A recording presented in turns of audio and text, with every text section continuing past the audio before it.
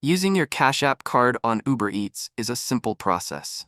In this video, I'll walk you through each step to help you add your Cash App card and use it to pay for your food orders on Uber Eats.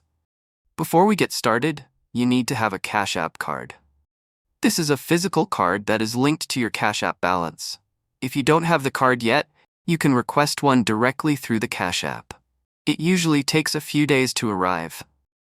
Once you have your Cash card in hand, you're ready to use it on Uber Eats. Now, open the Uber Eats app on your phone. Give it a moment to load completely. Once you're on the main screen, look in the bottom right corner and tap on the account icon. This will take you to your profile and settings.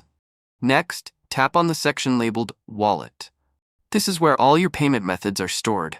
Inside the Wallet section, find the option that says Add Payment Method. Tap on it.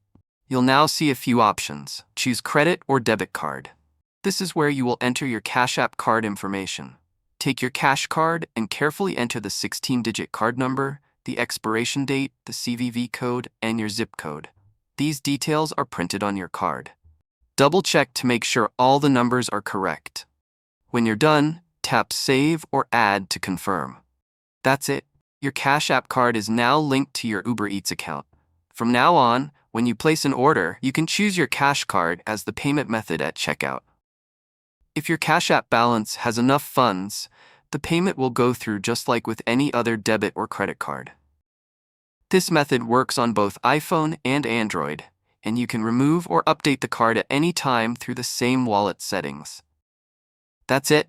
Thank you for watching.